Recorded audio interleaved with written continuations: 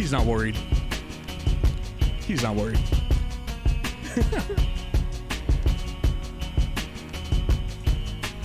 I'm just a little worried about AD.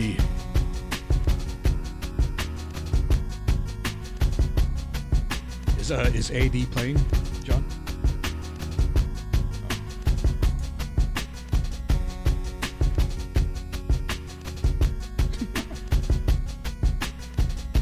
With Draymond playing? Yeah, that's yeah.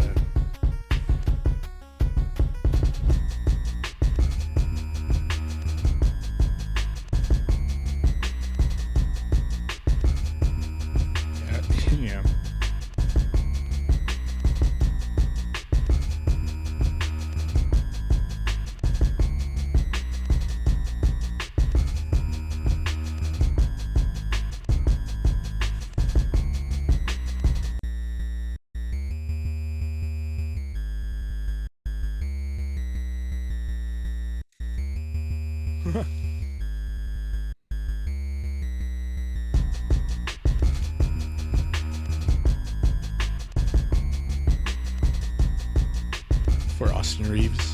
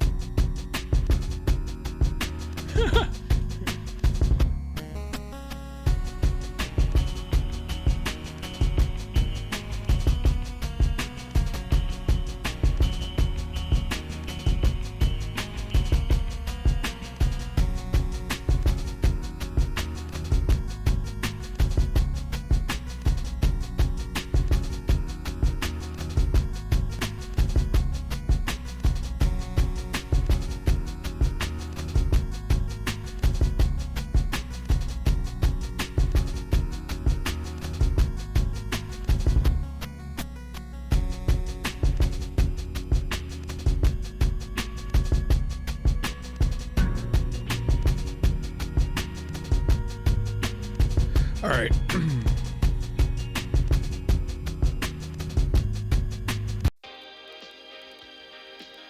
Three, 2, 1, go. Man, Steph Curry knocks out the Kings, and now he must face the ultimate king. Jimmy Butler goes Super Saiyan to eliminate Giannis, and Dillion Brooks accidentally jinxes himself. I'm Rose Band of this Clinic All NBA podcast. I have the 3 hooligans with me. JJ, how you living, my friend? Woo! Feeling good, feeling great. Special shout out to my wife. Happy birthday. I love you. Now let's get it. Second round of the playoffs, baby. Oh man, shout out to JJ's wife, man. John, how you living, my friend? Yo, shout out to Mar. This is Thank you. going to start off cordial, but I feel like it's going to get super toxic in the next couple of weeks. Oh no. Sammy, how you living, my friend? I'm good, man. Want to pass on the happy birthday wishes as well, and I've been off load managing, and before I knew it, we were out of the playoffs again. So I'm just here to moderate, apparently, for the next 2 weeks. Let's do it. Oh yeah, let's do it. And of course, we have to talk about the Lakers eliminating the Memphis Grizzlies in Game 6. The score was 125-85. And Darvin Ham had this to say. He said, "This thing is just getting started. We passed level 1. Now we've got to start shifting our focus to whoever comes out of that game on Sunday." LeBron had some great words of wisdom he shared after the game. It's about us just as much as it is about opponent. We have to be the best versions of ourselves. John, I have to ask you, man, were you ever scared during this series, or did you feel like the Lakers have this in hand? I was a little scared, but I feel like I'm always scared whenever I watch the Lakers. I mean, they've been so up and down this year, and they lost to teams that they should have beaten, and they're beating teams that I thought they were going to lose to. So for me, it's you just don't know what you're going to get. You don't know what team you're going to get. Jekyll and Hyde. So to be completely honest, I was a little scared, but man, I like LeBron James. You can't doubt this guy at age 38. He has a terrible game 5, comes back in game 6, and absolutely is efficient. He looks like he's spry. He's dunking the ball like he was dunking when he was 25.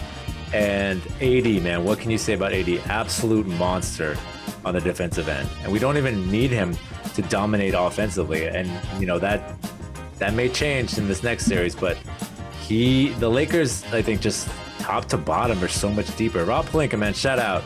I know Skip Bayless says this every single time on Undisputed, every single day it seems like, but he is, to me, Executive of the Year. And so I am pleasantly surprised, but hey, on to the next one. Like Darvin Ham said, the next goal is in front of us, and we're going to get to it, but I'll leave it at that for now about the Lakers and the Grizzlies. So with you two boys, I want to ask you guys, Dillion Brooks had like a lot of words to say this series. He said LeBron James is old. I wish I would have played him when he was with Miami or in Cleveland because it'd be a better competition. I don't respect anyone until they give me 40. Like all of this stuff. Do you think Dillion Brooks, I know he says that he doesn't regret saying what he said, but do you think deep down inside he actually regrets these words? Definitely, because if he didn't, he actually would have stood up like a man and given media availability the last 3 games instead of saying I'm out and not showing up at all. Oh, yeah. So that tells me that he regrets it because he didn't want to own up to his own words. What makes a villain a good villain is when they can actually back up their talk and they don't talk until they've done something. With him, it felt like he was forcing it. It was almost like because we've joked about this forever with the Steve Austin like attire that he came out in one prior to one game, if you guys remember, with the black vest and all that kind of stuff.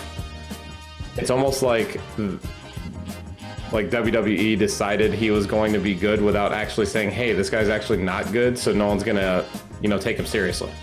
In a weird analogy, that's the best way I can put it, but he played himself off of Memphis. They're not gonna want him now, and I guarantee you he cost himself a ton of money this offseason, so just couldn't have handled any of this more poorly as far as I'm concerned. Sammy, you could say it. Say it. Dillion Brooks, man. Just call him Dillion Brooks. Dillion Brooks. Dylan. Yeah, you know what, man? I don't mind when people talk smack. It's just like what Reggie Miller said in the 30 for 30. Reggie Miller versus the Knicks. When you talk trash, 90% of that trash talk is for your self-confidence. The other 10% is going into your opponent's head. But hey, Sammy hit the nail on the head, man. If you're gonna talk all that smack, you gotta back it up, number one. And number two, at least go to the post game and show your teammates how it is and swallow it like a quote unquote man. And I hate to say this. Whack. Yeah, super whack. And I hate to say this. Well, I don't mind saying it, but some of our audience members may not like this, but you gotta respect Patrick Beverley and Draymond Moore after seeing what Dillion Brooks did. Because at least when they talk, they'll eat up their words. And they're not scared to talk to the press right after. So now that the Memphis Grizzlies are officially in Cancun celebrating, is it time for them to hit the panic button? Because to me, like, this season almost feels a little panicky, right? With the whole thing surrounding Ja Morant, there's rumors surrounding Dillion Brooks. Apparently, like, Memphis was trying to offload him during the trade deadline, trying to get like a OG Anunoby, whoever else was available last trade deadline. What do you think should be next for this young Memphis Grizzlies team? I think this team needs two things. Oh, go ahead, John. Go ahead. No, go. Oh, all right. This team needs two things, as far as I'm concerned. One, they tried to address. They need a much better version of Dillion Brooks, and by that I'm not saying he needs to improve. He needs to get the hell out of there, and they need to get a better wing, for one. And it was said that at the trade deadline they actually did make a huge offer, if I recall, from Mikal Bridges after he got traded to Brooklyn. Right. But Brooklyn turned it down, and they went after OG. So I think they understood that was a hole, and they do need a wing defender bad. The other thing they need is, in addition to Steven Adams, they need another adult in the room. This team is way too immature. They talk way too much for a team that's never been past the second round. They need someone who's been there, who can calm the rest of them down and make sure that they can keep them under control. I don't know if because Steven Adams was out for so long that affected that, because he kind of served that purpose before. But this team's whole mindset needs to adjust. I don't know if it's a coaching thing or if they just need more vets who have been there. And I don't know who that player is right now. I can't think off the top of my head of a particular example, but just someone who still actually plays and commands respect, not necessarily an end of the bench guy.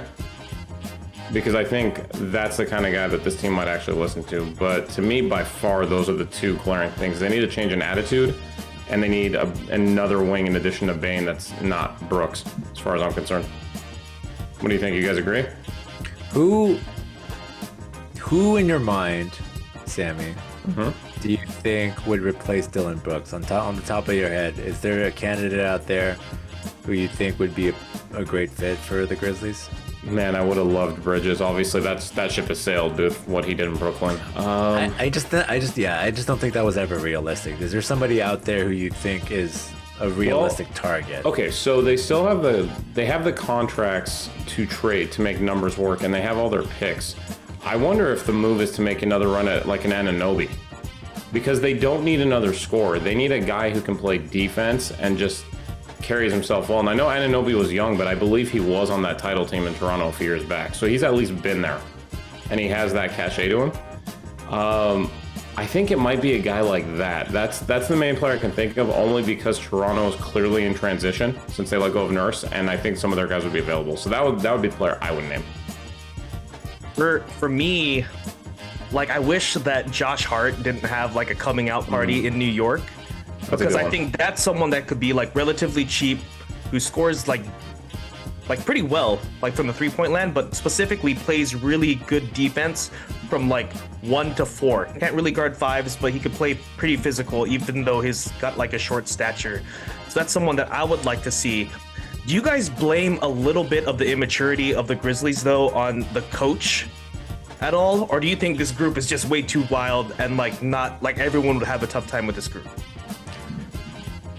How much, like, the thing to me is how much these are adults, right? I understand that they're kind of kids to us, or they're kids to people still, but they're still technically adults. They're all over 18 years old, right? How much onus do you put on the coach when these are the guys that are going out partying and clubbing? I mean, they're making their own decisions. I get maybe as a coach you can kind of reel things in as much as possible, but ultimately these are guys making their own decisions. And if you have to set a standard for yourself and say, okay, you know what, this is a privilege for me to play the game of basketball, to make this much money and to excel at what I do. All I'm doing is playing a game. And for me to do something dumb and jeopardize it like this, that's on you. And that's my opinion. I don't know if you guys agree with that or not. I'll go hot take. I'm going to blame it on Ja.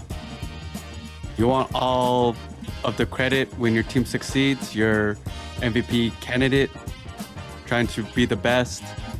Hey man, everyone follows your lead. You're going to go ahead and be down 20 points against the Lakers, and then you're going to smile on the side. You're going to go ahead and do your dance. You're going to call Jordan Poole dirty and say you break the code. You're going to go do all this side crap with the law. Your team follows your lead, homie. And he kind of admitted, like, it's my fault that they have to eat what came to them from the Lakers, and they lost. It was ugly at times.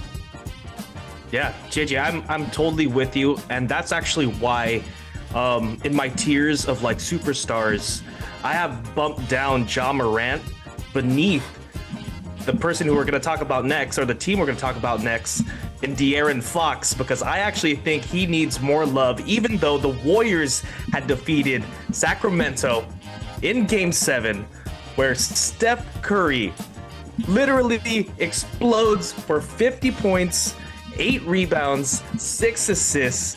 As you guys are watching this happen, what were you guys thinking? Had that Drake song in the background. Chef Curry with the shop, boy. No, that was not. In my dream or something, I had that going on. But I mean, what can you say about it, right? The baby-faced assassin, Chef Curry, was cooking. And look, I mean, he was just giving the Kings something.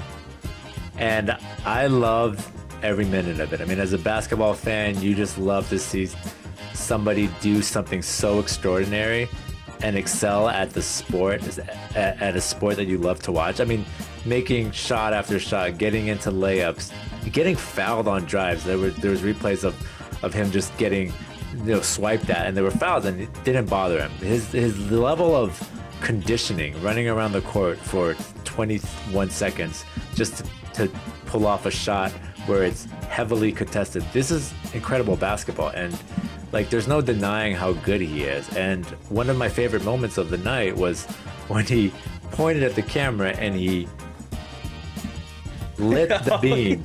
He said to light the beam. Light the beam. I love that. He knew he was about to win. Total killer instinct, and I think he's from the same. He has that killer mentality. He's so silent. He's an assassin. Doesn't get too up. Doesn't get too down. And obviously there are moments of that. He's human, but very seldom does he get over. The moment just never seemed too big for him. And he's cut from the same cloth as guys like Jordan and Kobe. And I'm not saying he's obviously as good as those guys. Maybe that's just my personal opinion, or as LeBron, but he's cut from that same cloth. And I just loved watching, man. As a fan, it was incredible to see. And I'm sure you guys, obviously, Ro and JJ, you felt the same way. And Sammy, he's the biggest Warrior and Laker hater, so he probably said it was average performance at best. It was slightly above average. What do you say at this point? I mean, just it's poetry in motion to watch some of these guys like Steph and what he can do and what we've seen. And no one ever talks about the fact that he's doing this at 35, which in basketball years is, it's not the twilight, but he's on the older side. And if we 30 years from now didn't know what year this game was played, we instantly could have assumed he was 5-6 years younger, and no one would have known. I mean, just the stuff that he's able to do on the court is just ridiculous. And I mean, I know it's not hard-hitting analysis. What else do you say? You just watch that and you enjoy it, and you understand that you're watching greatness. That's how I was looking at it. JJ, before you go, I want you to also answer, because I know you've watched a lot of Warriors basketball. You've seen Steph Curry just grow up in front of you, seeing him from a rookie to now. Is this your favorite Steph Curry game? I thought about this. I'm gonna say top 5. Favorite? Okay. Game 4. Celtics. Baby. Oh, Celtics? Yeah. Yeah, that was nasty. He had 48. Game 7, 2019. KD's injured. Remember, Curry had I think he only had 1 field goal after the first half, and then he scored 25 straight in the second half to eliminate Harden's Rockets, who had Chris Paul, who said, "Hey, if we were healthy last year, we would have beat you." So the Rockets missed every single 3 imaginable. Yeah. Wait, Jay, it wasn't the 2015 when he was cooking the Defensive Player of the Year candidate, Matthew Dellavedova? The Curry stopper? That's not your top one? Top 2? No, unfortunately, no. But, Game 7, man, as a 35-year-old, when you have your Splash brother shooting 4-for-19, Jordan Poole, who has been playing absolutely terrible, and Wiggins, who just came back 2 weeks ago, he carried the Warriors to victory. Don't get it twisted. Steph Curry. Steph Curry. Yes. Absolutely, JJ. And I do want to give some love to Kevon Looney. Yes. Because he literally had magnets in his hands just attracting the basketball. Like they were just having fits trying to get him off the boards. And he ended up with 21 rebounds and 11 offensive boards. Like that's crazy. And absolutely ridiculous. We need a paternity test to see if Arvidas is really his dad. Maybe it's Kevon. John, I'm glad you said that, dude, because I want to ask the fellas here. Did Looney ruin Sabonis's career? Is Sabonis all NBA? Because he's projected to be all NBA when those polls come out. Well, they're gonna give him all NBA because it's regular season. They don't factor in the playoffs. Does it? I won't go as far as to say that it's going to end his career, but it definitely I think made people second guess the awards and the accolades and the praise that he received this year. Because Kevon Looney is not a slouch on the boards. He's been doing this like pretty consistently in the regular season. He's been doing this in the playoffs, and so I don't think it's that far-fetched. But look, 13 offensive rebounds in one quarter and 20 plus for Kevon. That can't happen, right?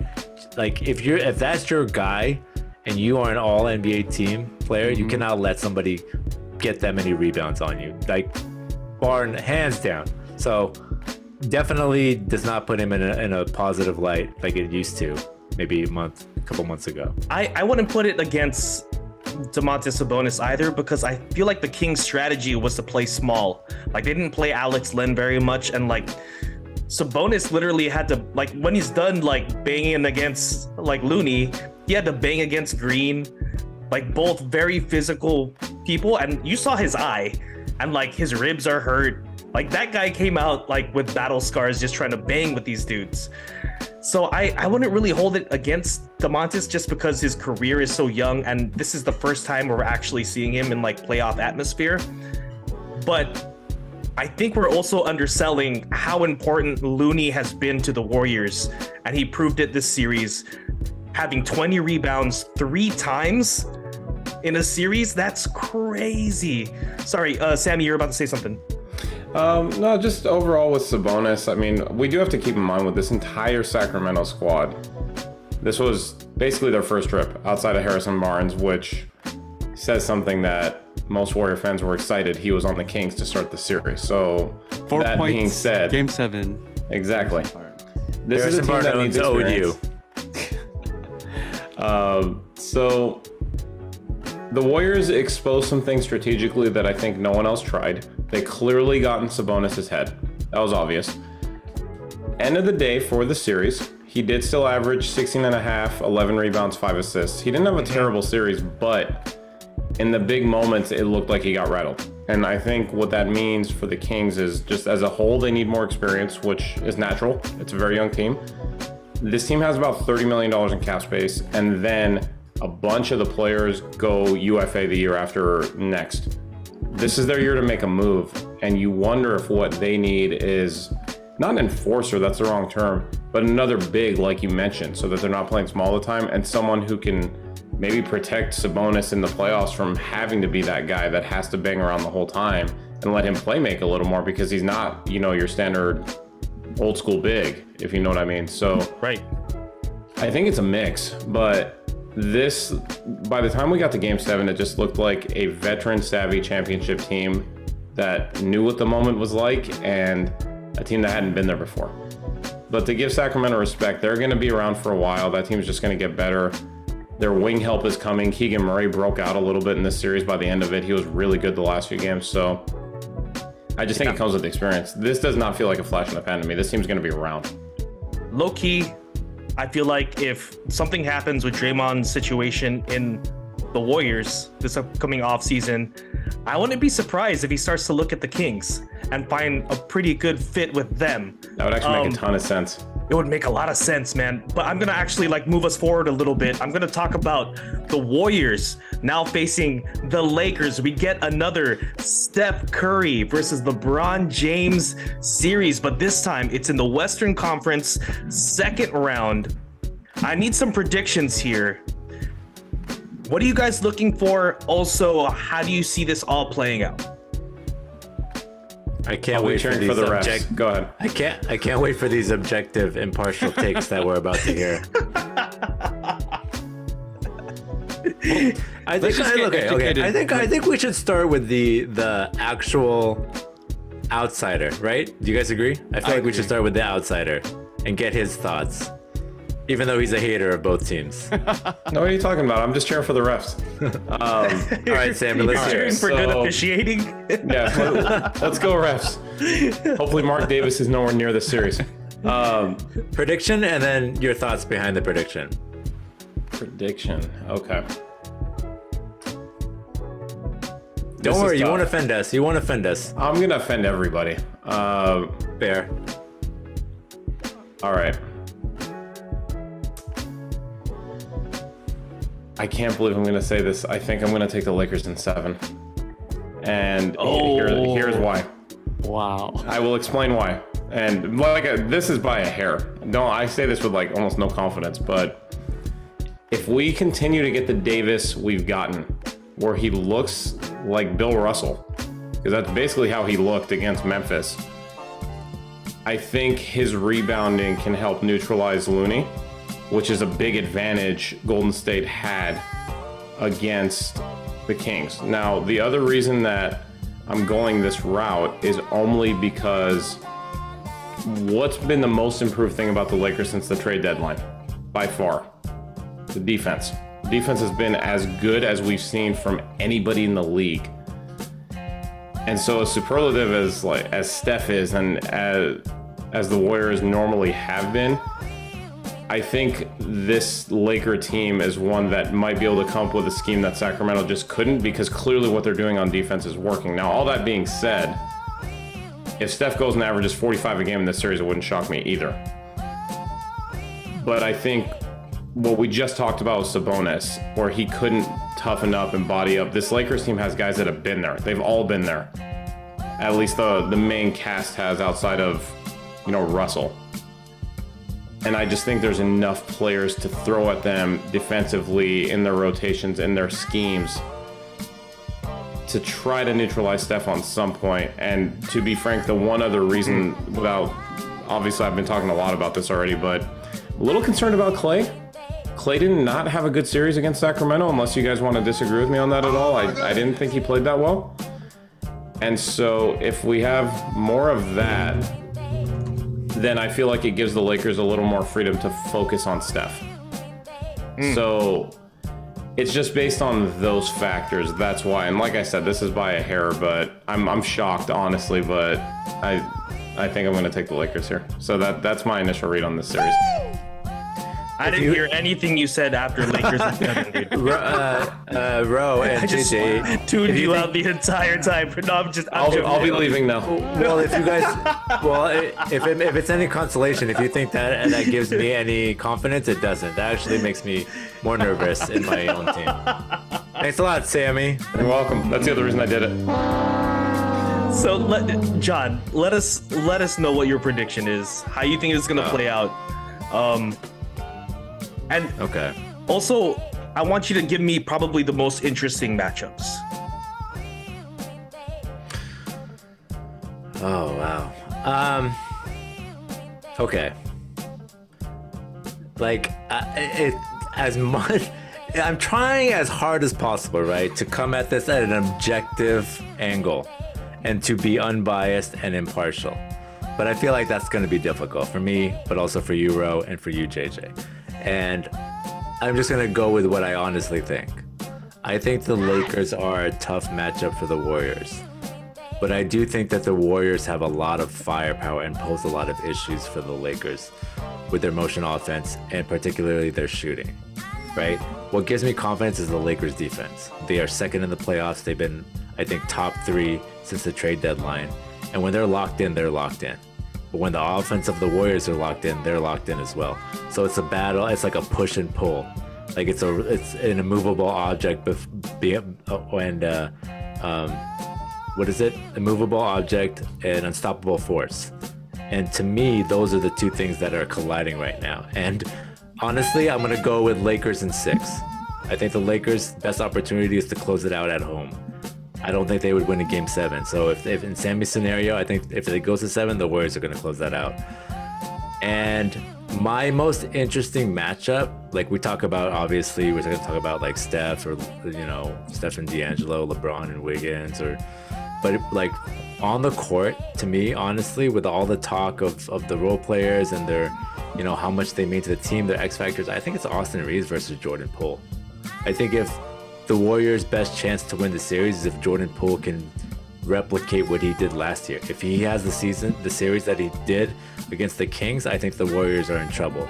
But if he can still put up the 15 to 18 points that he is capable of doing and doing it consistently, then the Lakers are going to have some issues. But I think also Austin, on that other end, Austin Reeves has turned into a player that nobody expected and a contributor that nobody expected. So he can either kind of cancel Jordan Poole's productivity or he can exceed it. And if he does that, I think the Lakers are in good shape. But ultimately, it's defense versus offense here. I know the Warriors are average defensively, but the Lakers are kind of also average offensively. And so, but on the other end of it, Warriors elite offensively and the Lakers are elite defensively. So it's going to be a battle, man. I am looking forward to it. Again, if the Lakers lose, I'm going to block all of you.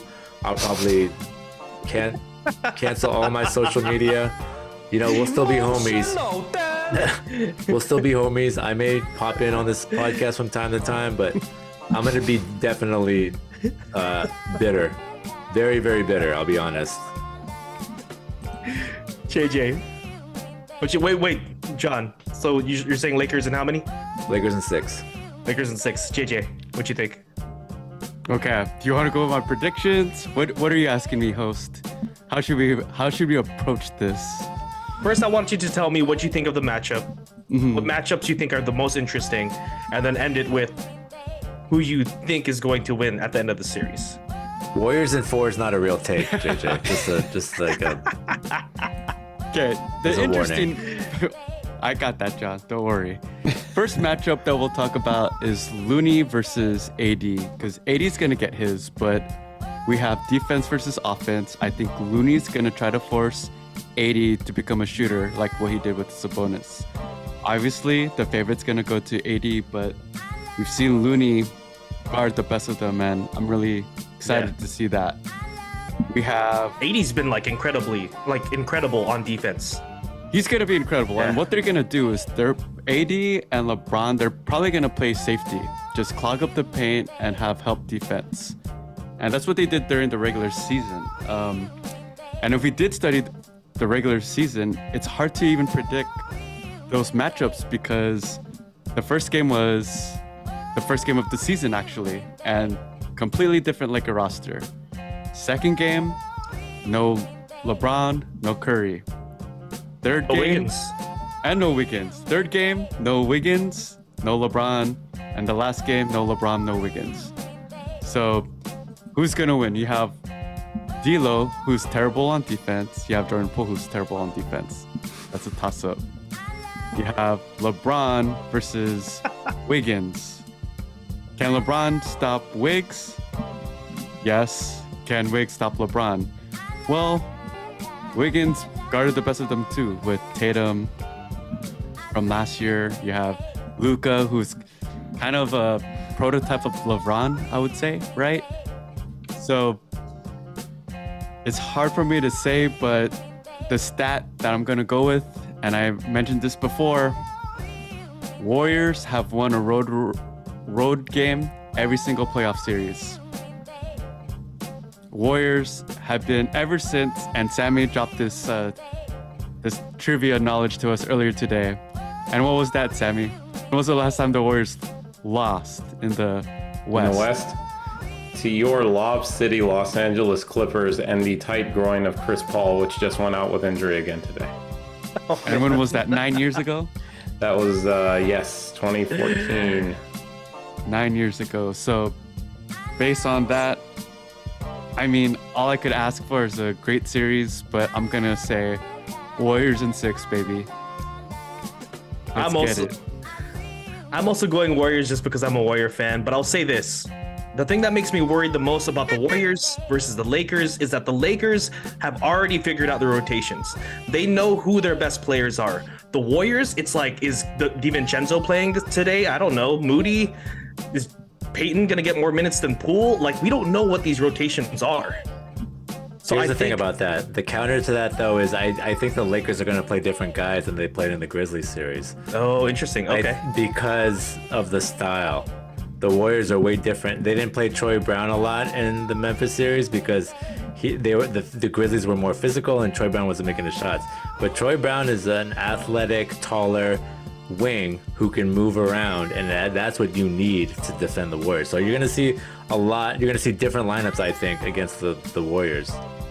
So I don't know if they have it. They know who their best players are, but they're not gonna play the rotation's gonna shift, I think.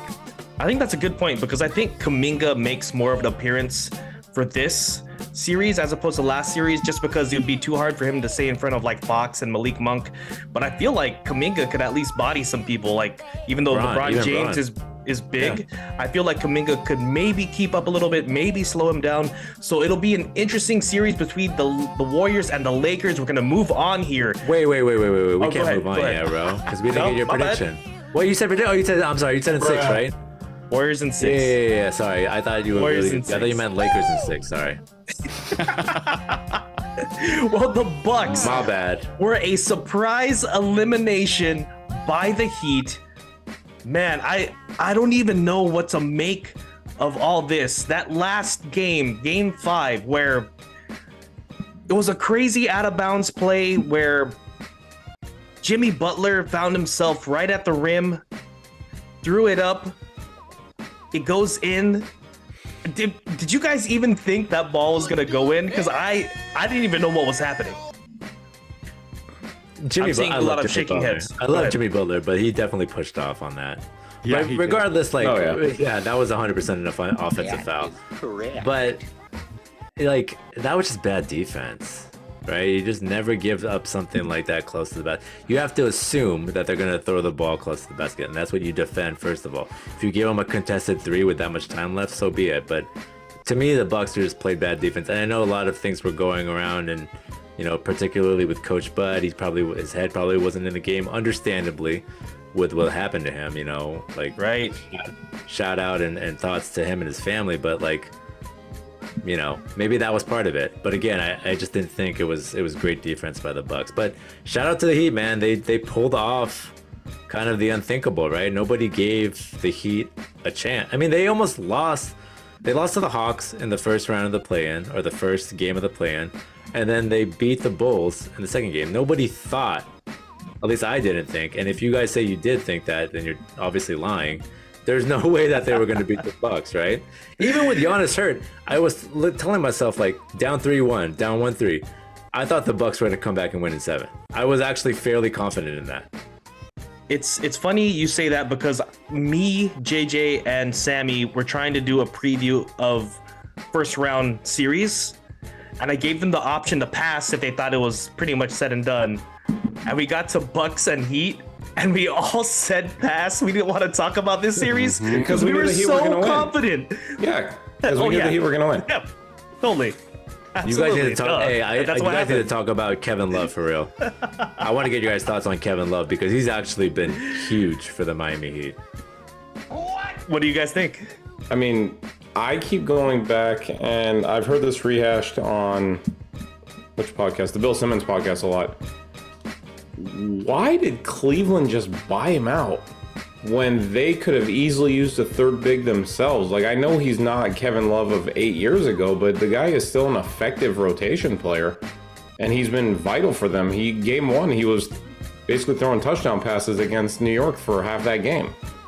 He's still a perfectly good, functional, solid rotation guy. I don't understand what Cleveland was thinking, and I meant respect to him. He's been a vital part of that team. He helped win that Milwaukee series, and he helped win Game 1. I mean, well, he keeps the defense honest. He's a big that draws the center out because you have to respect his 3-ball. Right. That opens the lanes for driving. And he's still one of the better passing power forwards in the league right now. So I didn't get that from Cleveland, and I think he's having a little bit of a renaissance here in Miami. So I'm happy for him, honestly. I think he had a couple down years there, and good to see that he's still being able to be productive on an important, in the big stage. Yeah, absolutely. And JJ, I want you to respond to this one. Giannis had a post game where he talks about, where someone basically asked him, do you see this season as a failure? And he gets a little flustered. He gets upset. He says, last year you asked me the same question. And he says, it is not a failure. It's steps to success. It's the wrong question. There's no failure in sports. There's good days and bad days. Some days it's your turn, some days it's not. And that's what sports is about. And he also referenced Michael Jordan. He won 6 rings. So you're telling me that all the other years he didn't win rings, those were failures? Do you feel like Giannis has a point when answering this question here? All right. I was on social media after he had this press conference. Everyone was reposting it, saying that this guy's a champ. This guy knows what sports is all about. And I think, hot take, you know what I think? I think Giannis gets away with too much. As he should, because he's a good basketball player. But can you imagine if LeBron said this? If Steph said this? They would get murdered by the press, figuratively speaking. And yes, you know what? If Jordan thought the years that he did not win were failures. You remember that press conference with Kobe, John, when someone asked him, you guys lost, did you guys fail? And Kobe looked straight at the reporter and said, did we win? No, yes, it was a failure. So to the standards of the champions, like MJ, like Kobe, I'm sorry, Giannis. I love you. I think you're a great representation of the game. I thought what you said was spot on in terms of playing your politically correct views into the public, but nah, man, that's loser talk. You play to win championships. You were the number 1 seed.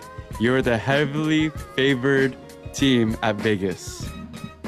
Straight up. Yeah, I agree with it. And look, I think there's, and I've heard things, rumors, or not rumors, but speculation that the reason why Giannis said that, well, a number of things, right? He could have been a prisoner of the moment. He could have been heated. He could have been upset. Obviously, with what happened to Mike Budd's family, maybe that was crept into his mind. But ultimately, I think there's just this conception of failure as something that's really bad or negative. The reality is success is bred from failure. You do not succeed without failure. And to me, it's not a bad thing, right?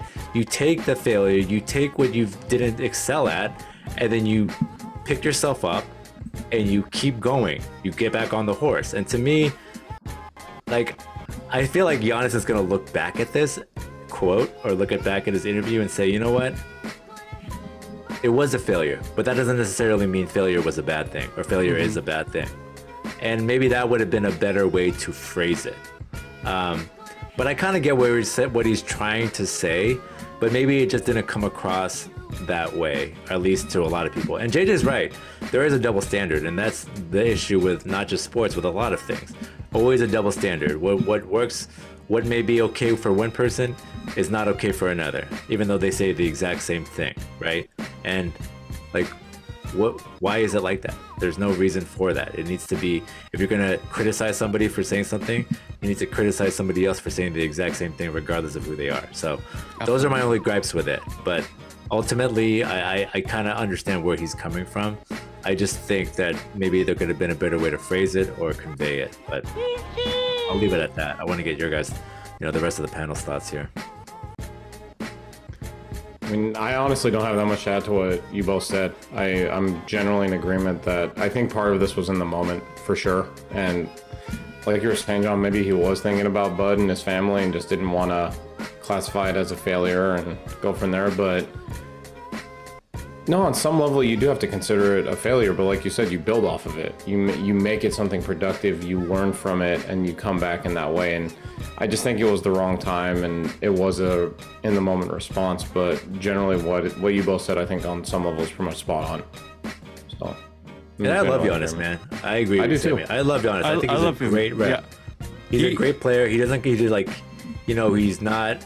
He's no nonsense. He works hard, and that's the kind of player that you want in our league, right? That doesn't take for granted the gift and the privilege that he has in playing a game that we all love to watch, and he is the epitome of that. And so, like, people are gonna make mistakes. They say things that maybe they'll regret, but he's human ultimately, and I feel like the media just spends a lot of time on this when it's really not that big of a deal. We could just like move on with our lives. Right. And I think the media, like the timing of this question is just pure evil. You know what I mean? Like to Right, get like, you're sort of so mindset. upset, right? He's upset. He's like trying to comfort himself too in this whole situation, trying to look positive. Because I mean, it has to be heavily weighing on him to be a number one seed, to be considered the favorites, to have one of the deepest teams in the league. Like, everyone thought this was a sure thing, and they came up short, very short. It was on Giannis too, Jin. It was. He's the best player on the best team. Yeah. He's like ducking shots. You go 10 for 24 on the free throw line, and then Yeah, 100%. you have Jimmy Butler, who is playing with other scrubs on the team, play-in team, and you're not guarding him as a defensive player of the year. Yeah. Like, he I take pretty offense much to got that. out. He got out alphaed by Jimmy Butler. June takes offense to that scrub comment, JJ, because his Gabe Vincent jersey is hanging in the closet right now. Caleb How Martin, dare you. dude, how dare you? How dare you, Caleb Martin, my man, dude. I actually have Max Strus, okay? And let's talk about the next game real quickly, where the Heat take game 1 in New York. The big news is that Jimmy Butler goes down with an ankle injury at the end of the game. He's hobbling around, just trying to loosen this thing up. We don't know the severity of the injury right now, if he's going to be out, if he's going to be playing even for game 2. What do you guys think of just the Heat's chances against New York with possibly a hobbled Jimmy Butler? Doesn't look I think good. he's back by. Oh, go ahead. No, go. That's it for me. Like, it doesn't Hard look hitting, good, man. hitting analysis right here, baby. Let's go. I agree with it though. Simple, straight to the fact. I don't think without Jimmy Butler, I don't think they have a chance against this New York team that has found themselves truly this playoff I think he season. only misses game 2, and he's back by 3. They have a few days off, and they already stole one in New York. So you feel like they did their job? Yeah, I think because it's a quick turnaround, they'll probably sit him tomorrow, though. Though we're all saying about Jimmy, he'll probably try to be out there no matter what. But I'm guessing the staff is going to hold him back, and he'll get a few days, and he'll be back on Friday. I think the game after is on Friday, I believe. So they've got some time to get some rest for him. It'll give him about a week between games, almost to get ready. And there's no way, unless that thing is broken, which it clearly isn't, I don't think there's any way you're going to stop him from being out there, which is one of the things I think all of us love about Jimmy Butler is that he defines alpha player in the playoffs and just turns it up to a whole new level. And he does this every year now, and we know it's coming. He's got that mentality. And do you guys think it's a high... Well, I guess I agree. If it's a high ankle sprain, that might be a little more concerning for me. I guess my question for you guys is, do you think Jimmy Butler is the best playoff performer thus far? In this year? So far this year, yeah. Unquestionably, I think he is because I think it is. because I think of Steph his is a close second. past. Yeah, just because he has by far, like all jokes aside, Adebayo has not had a good playoffs, and there are no other scorers on that team. I mean, all credit where it's due to Lowry. Lowry had a hell of a game yesterday, but outside of that, he has to carry that team, and he's been doing it over and over and over. I mean, it's got to be him so far. I mean, Jimmy Butler taking down a number 1 seed with Giannis Antetokounmpo. That's absolutely wild. Let's talk about this next game real quickly. It'll probably be our last one. The 76ers play today, game 1 in Boston without Embiid. The 76ers, man, winning in Boston, where Harden goes for 45 points and 6 assists. John is fist pumping here. Yes. This is crazy. I did not think the 76ers would be able to compete with Boston. What does this say? Like, how did you guys interpret this game? That's what an MVP does, man. You guys didn't listen to me. That is what an MVP does. Carries the team. James Harden. All right, I'm kidding. I digress. I'm joking, obviously. Go ahead. Best James Harden 76er game? Yes. Yes. Put that. Yeah. Absolutely. Hitting a clutch 3 too. Clutch 3. Best Doc Rivers 76er game? Okay, let's you're crossing. Let's 76er. Man. You're crossing the line, dude. It's getting a little crazy. Okay. Best and Doc Rivers do not belong in the same Yeah, sentence, my you're man. right. I have a hot take. Joe Mazzulla, overrated coach. Yes. Yes. I think you might be right, man.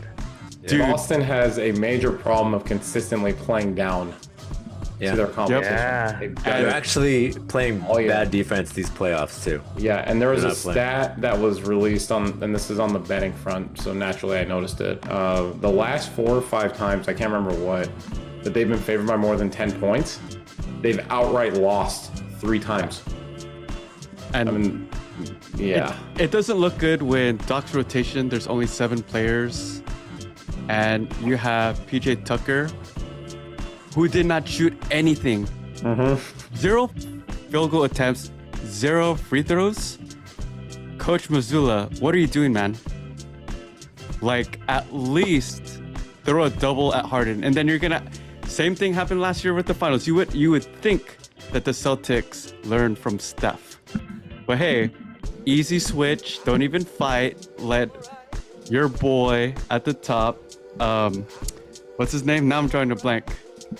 Al Horford go 1-on-1 with James Harden and get a 3 in his eye. Did not learn. It's crazy, man. I agree with you. I have a question. Do you guys think the winner of this series will represent the East? I mean, do you give the Knicks or the Heat any chance of coming out of the East? I do for 2 reasons. One, the Knicks, if they advance, actually played Boston incredibly well this year. And I'll tell you now, I think the Heat are going to beat the Knicks, and I'm not sure if I'm going to pick against the Heat just yet. If the Heat play the Sixers, let's say the Sixers get out of the series and Embiid is somewhat hobbled, I think the Heat beat them. Lakers Embiid Heat is not- rematch, bubble point If it ends up being- 2.0. If it ends up being that, it would be absolutely hysterical in a way. If Boston plays the Heat, I do think they would beat them just because they have enough wing defenders to throw at Jimmy to get by. But I can't trust this Boston team. And tonight showed it again. I mean, they could easily turn around and win the next 4, wouldn't surprise me. They could lose this series in 5, that wouldn't surprise me either.